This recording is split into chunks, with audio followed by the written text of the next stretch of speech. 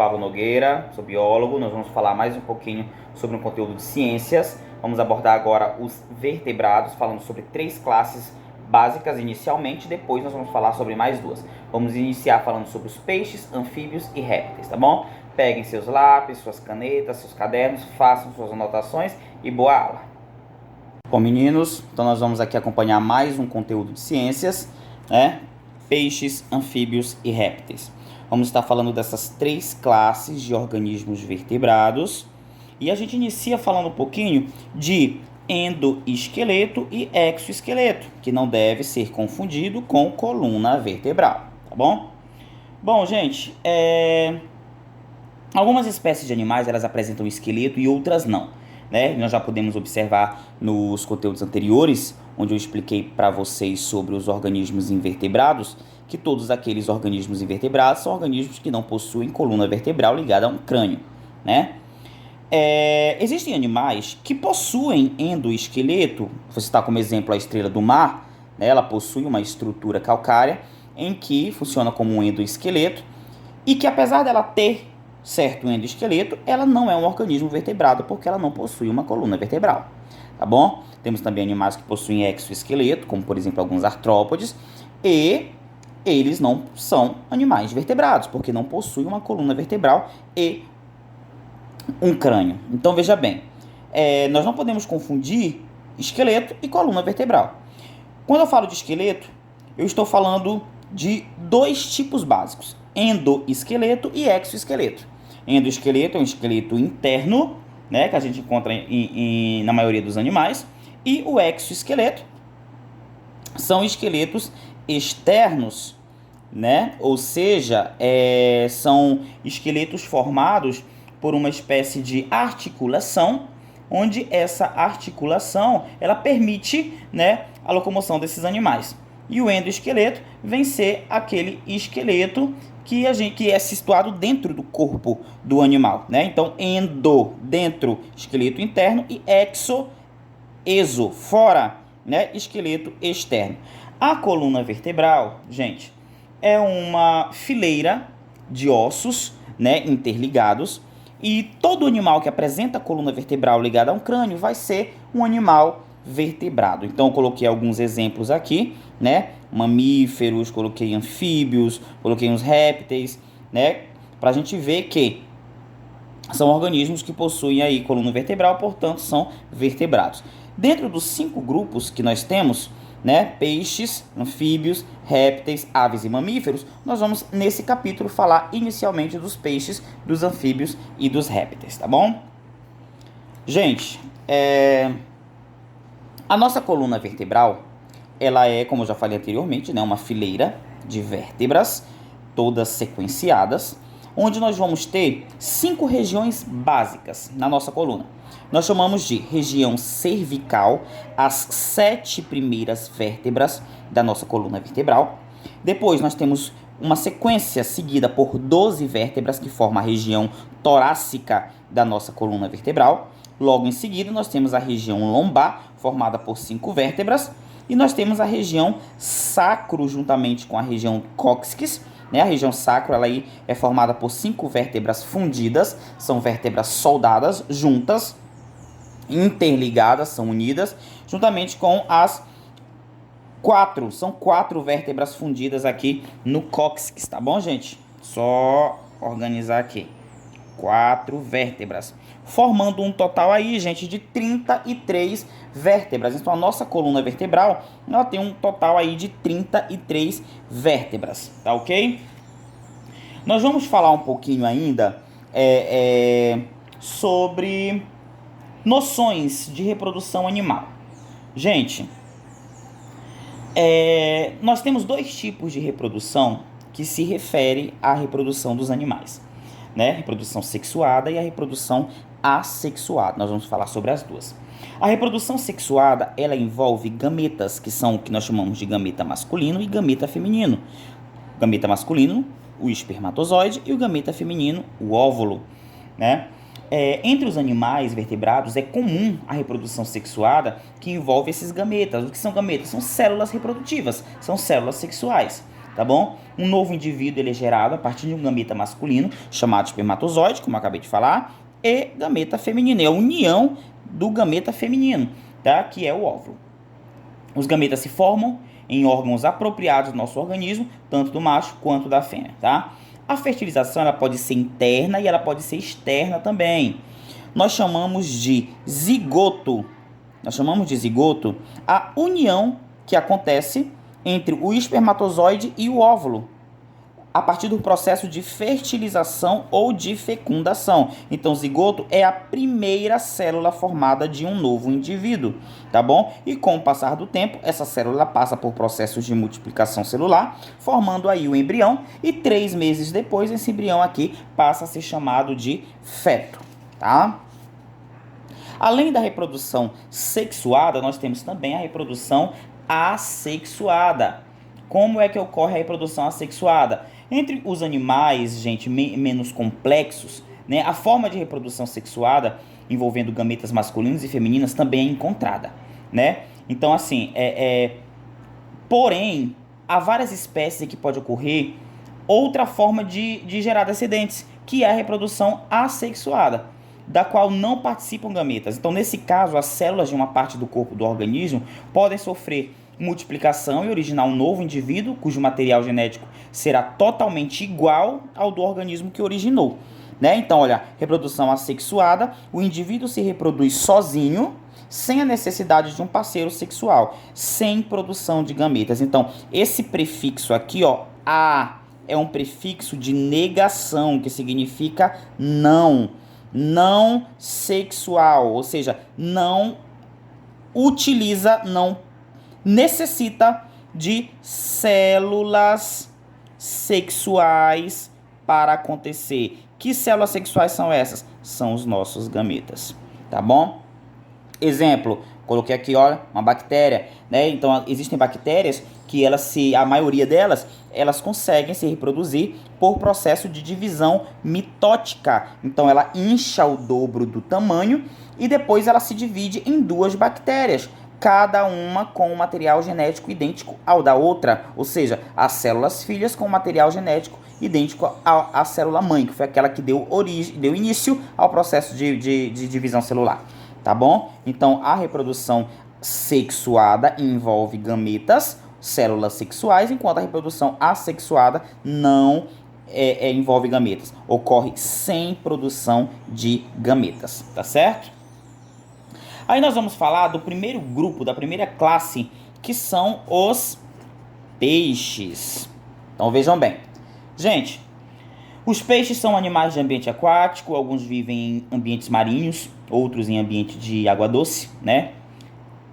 Quando a gente come um peixe, a gente encontra espinhas nesse peixe, a gente está encontrando, na verdade, pedaços do esqueleto dele. Né? As espinhas, elas estão conectadas à coluna vertebral, que é também chamada de espinha dorsal no caso do peixe, tá? A maioria dos peixes apresenta escamas, revestindo aí um corpo, né? Uma das funções das escamas é a proteção da pele desses animais. Eles se locomovem na água por meio de movimentos dos seus músculos. Além disso, eles possuem nadadeiras, né, que ajudam a controlar a direção dos movimentos. Aí nós temos aqui, ó, os peixes, eles respiram por brânquias, né? Assim como nós, os peixes, eles também vão utilizar o gás oxigênio, tá ok? Eles também vão utilizar o gás oxigênio na sua respiração, né? Mas ao contrário do ser humano, os peixes eles utilizam gás oxigênio que está dissolvido na água, né? Esse gás dissolvido está disperso na água sob a forma de partículas bem pequenas. Os peixes eles aproveitam esse oxigênio que está presente na água, entra pela boca, né? Uma quantidade de água entra pela boca, H2O, e passa pelas suas brânquias, né? E sai por uma abertura lateral que existe aqui, né? Bem após a cabeça do peixe. Então, são nessas brânquias aqui que o gás oxigênio dissolvido na água passa para o sangue do peixe. E o gás carbônico dissolvido no sangue passa para a água, tá bom? Então, assim, as brânquias são estruturas extremamente especializadas nessa captura, né, de gás oxigênio. Em geral, gente, quando nós falamos também do processo de reprodução dos peixes, em geral, ocorre através da postura de ovos, né? Então, certas espécies põem ovos, enquanto outras espécies sai um pequeno peixe, né? De cada ovo, nós chamamos aí de alevino, já com a forma semelhante, já a forma dele adulta, né? Em outras espécies, o que sai é uma larva, que é o estágio jovem do desenvolvimento, com um aspecto bem diferente do aspecto adulto, tá? Com o passar do tempo, a larva vai crescendo, desenvolvem-se, né? Sofre uma alteração no seu aspecto, nós chamamos aí de metamorfose, que significa uma transformação, né? E se transforma aí no adulto, tá bom? Bom, o grupo dos peixes, a classe dos peixes, ela é dividida em 3 grandes grupos, que são os ciclóstomos, os condrictes e os osteíctes, tá? Vamos ver o que é cada um deles. Olha só. Os ciclóstomos, eles também são chamados de peixes agnatos. São aqueles que não possuem mandíbula. A característica deles é essa, né? Olha aqui, eu estou mostrando aqui para vocês uma lampreia, geralmente lampreia, o peixe bruxa, né? Eles são exemplo desse tipo de peixe aqui, ó, dos ciclostomados ou dos ciclóstomos, né? São peixes agnatas. Gente, essa palavra aqui, ó, gnatas, significa mandíbula. Mandíbula. E esse A é um prefixo de negação, não. Então são peixes sem mandíbula, que não possuem mandíbula, tá? Exemplos são os peixes a lampreia, o peixe feiticeira, né? São exemplos de peixes do grupo dos ciclóstomos ou agnatos, tá? Nós temos ainda os peixes condrictes, né? Que são peixes que já vai possuir uma mandíbula. Só que, por que condricte?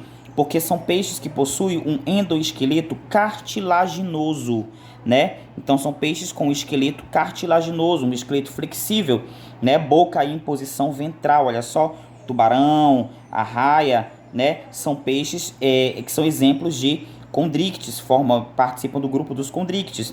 E por último nós temos aqui os osteíctes, né? Que são peixes que também vão possuir mandíbula e vão possuir esqueleto ósseo, por isso o nome osteícte, né? De ósseo, né?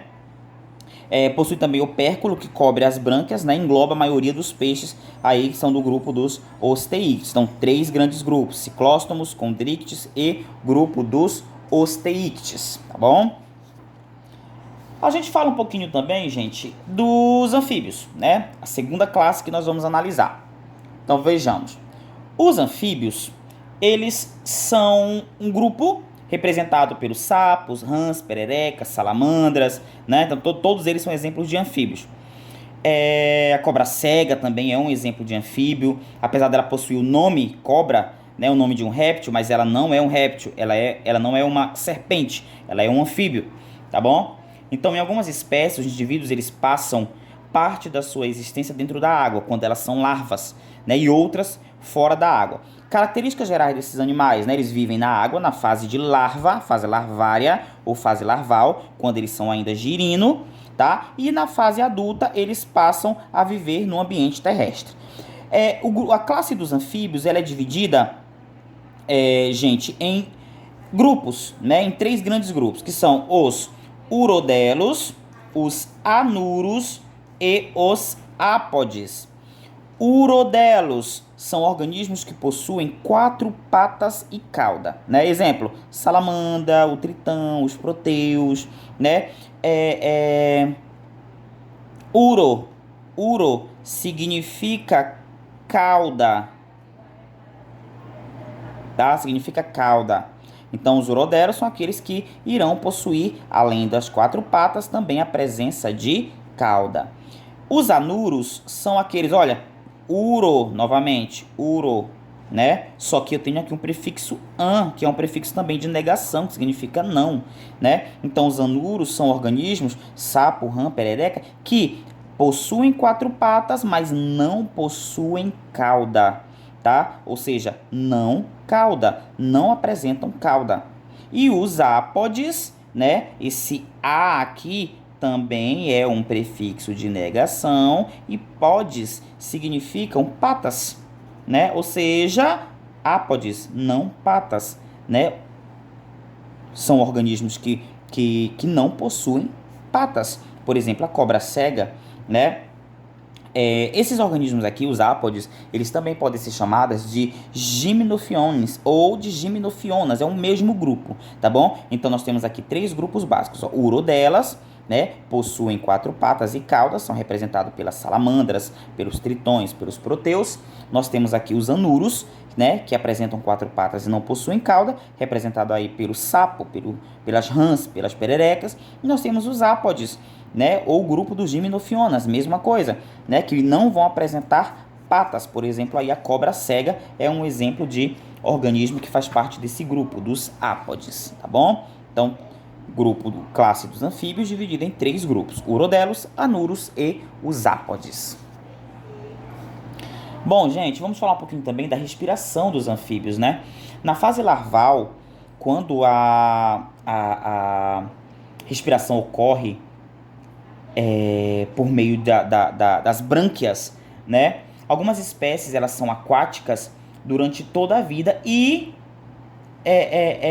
nas quais os adultos também têm brânquias, né? Mas assim, na fase adulta, muitas espécies realizam a troca de gases, né, com o ambiente e de 2 modos, ou pela respiração pulmonar ou pela respiração cutânea. Então assim, primeiro, vou voltar bem aqui. Anfíbios. A palavra anfi significa dupla. E a palavra bio significa vida. Então são organismos de vida dupla, né? Que vida dupla é essa? Eles têm 2 fases. Uma fase larval, que é quando ele é girino. Vou colocar aqui, fase larval. E a outra fase adulta. Então, quando ele está na fase larval, a sua respiração ela acontece ainda por meio de brânquias. Quando ele está na sua fase adulta, a sua respiração ela acontece por meio de pulmões e da pele, tá bom? Então, olha só. A respiração pulmonar, contudo, nesses organismos aqui, gente, ela não é muito eficiente, tá bom? E a respiração pulmonar, ela é suplementada pela troca de gases que acontece através da pele desses animais. Olha só. Ou seja, pela respiração cutânea. O que é uma respiração cutânea? É uma respiração que acontece através da pele, tá bom? Então, a respiração cutânea é um processo de troca gasosa através da pele. Os adultos anfíbios normalmente vivem em ambientes muito úmidos porque evita, né, o ressecamento da sua pele, o que poderia prejudicar a respiração cutânea e poderia matar esse tipo de animal aqui, tá bom? Bom, há espécies também em que ocorre a questão da metamorfose, que eu já falei para vocês, que a metamorfose é o processo de transformação, né, desses animais aqui. Então veja bem, a metamorfose desses animais aqui, gente, eu estou mostrando aqui, essa figura ela mostra muito bem, né, esquematiza muito bem a reprodução de um certo anfíbio. Nós vamos ter aqui, ó, o momento do acasalamento, né, em ambiente aquático, com fecundação externa, ou seja, tanto os espermatozoides quanto os óvulos são depositados na água no ambiente, tá? E há logo depois um desenvolvimento larval, olha só, a formação do ovo, né, dentro o embrião se forma e depois a larva, o girino, e depois que acontece esse desenvolvimento larval, durante o acasalamento, o macho e a fêmea eles liberam seus gametas na água, cada zigoto se desenvolve dentro do ovo, do qual nasce uma larva, né? A larva ela vive na água e respira por brânquias, como eu já falei para vocês anteriormente, e ao longo do seu desenvolvimento ela sofre uma modificação, né, que nós chamamos de metamorfose. Olha só, ela vai sofrendo transformações no seu aspecto físico até se transformar no adulto, tá bom? Então, ao longo do seu desenvolvimento, ela sofre essa modificação, que é a metamorfose, e se transforma em um adulto sem a cauda, com 4 extremidades, que são as pernas. A cauda, na verdade, ela vai, à medida que ela vai sumindo, ela vai dando origem, né, às patas desse animal, tá? As patas desse animal, e vai completando o processo de desenvolvimento dele, né, com a pele bastante úmida e que realiza a partir daqui a respiração pulmonar e respiração cutânea, tá bom? Então, na fase larval, ela ainda apresenta respiração branquial, mas na fase adulta já vai apresentar respiração pulmonar complementada, né? Uma respiração pulmonar que é apenas uma complementação da respiração cutânea, que é a respiração mais importante para esse tipo de espécie aqui, tá bom? E aí, por último, nós vamos falar da classe de répteis, ou classe reptília, né? Gente, jacarés, os lagartos, lagartixas, tartarugas, enfim, todos eles são répteis. Muitos répteis exibem várias características, né, que possibilitam aí ocupar um ambiente terrestre relativamente seco. Eles respiram por pulmões, são mais desenvolvidos que os anfíbios, né? Não possui respiração cutânea, a pele ela é mais grossa, ela é impermeável, não é igual a dos anfíbios que é permeável, né? Ela é recoberta por uma quantidade de queratina, que é um tipo de proteína que pode formar escamas ou placas, que nós chamamos de placas córneas, né? E essas características da pele reduzem a perda de água desses organismos. Os principais grupos que nós temos de répteis, gente, são esses três que eu coloquei aqui, ó. Os quelônios, né? Os escamados e os crocodilianos. Então, olha só, os quelônios, eles têm o corpo, são animais que têm o corpo revestido por uma carapaça na parte superior do corpo, né? E um plastrão na parte de baixo, né? As tartarugas, os jabutis, os cágados. Nós temos também os escamados, que têm o corpo revestido por escamas, o próprio nome já diz, né? Ou placas córneas, né? Esse grupo aqui ele também inclui os lagartos, né? Lacertídeos, as cobras verdadeiras, são as serpentes, tá? As anfisbênias também. E além disso, nós vamos ter também o grupo dos crocodilianos, né? Esse grupo aqui, que são de grandes répteis aquáticos, com 4 membros e corpo coberto por placas córneas, né? Representado aí pelos crocodilos, pelos jacarés, pelo gavial também. Então, olha só, nós temos a classe dos répteis dividida em 3 grandes grupos, tá bom? É o primeiro grupo de vertebrado adaptado a lugares secos, vivendo em mar, terra e água doce. Então, enquanto os anfíbios, olha só, enquanto os peixes são animais de meio aquático, nós vamos ter aqui os anfíbios que fazem essa transição do meio aquático para o meio terrestre, e nós vamos ter os répteis que vêm depois, né, que já são animais adaptados aí à terra, né, ao lugar seco, aos locais secos, tá bom? Gente, uma outra característica bem interessante são os ovos dos répteis, que é uma importante adaptação para eles na questão deles perpetuarem a vida, né, na questão do processo evolutivo desses animais. De modo geral, a fertilização nas espécies do réptil é interna, né, uma fertilização interna. A reprodução ela envolve ovos que são postos pela fêmea em ambientes terrestres e não são cuidados por ela após a postura. Então, depois de algum tempo que cada ovo nasce, né? De cada ovo vai nascer um pequeno filhote que ainda na fase infantil já se parece com o adulto, ou seja, não há um estágio larval em seu desenvolvimento, tá bom? Então, eles põem esses ovos que nós chamamos de ovos amnióticos. O que significa um ovo amniótico, gente? O que é um ovo amniótico? Então, assim, dentro desse ovo tem uma bolsa cheia de líquido, como vocês podem observar aqui, ó, né? Uma bolsa com líquido aqui dentro, e cujo principal componente desse líquido é água, óbvio. Então, no interior dessa bolsa, o embrião se desenvolve. Dentro do ovo também existe uma reserva de material nutritivo, que nós chamamos aqui de vitelo. Essa partezinha amarela aqui, ó, tá? É um material nutritivo utilizado por esses organismos para poder se desenvolver ainda dentro do ovo, tá? E esse material aqui é um material utilizado para que ele possa se alimentar até o nascimento. Então, além disso, tem também a casca do ovo aqui, ó. Essa casca aqui, ela é uma casca que permite, tá bom? Trocas gasosas no meio, tá bom? Ela é formada por carbonato de cálcio, é pouco permeável à água, tá bom? Impede aí que o embrião se disseque e morra. e provoca também, permite as trocas gasosas com o ambiente, absorvendo aí o oxigênio e liberando o gás carbônico, tá bom? Então nós temos aqui, ó, a bolsa, como eu já mostrei aqui para vocês, ó, aqui ó, essa bolsinha aqui, ó, cavidade amniótica, né? Fica aqui. Essa bolsa aqui, gente, esse espaço aqui, ela é chamada de âmnio, tá? Olha só, cavidade amniótica ou a bolsa, chamado de âmnio também, ela contém o líquido dentro do qual o embrião ele se desenvolve e fica protegido. Nós temos aqui o embrião, essa partezinha aqui, ó, é o embrião. Nós vamos ter também a estrutura por meio da qual há a troca gasosa, aqui, ó, formada aqui pelo alantoide, né? Por onde há uma troca gasosa com o meio exterior, saída de gás carbônico, entrada de oxigênio, contém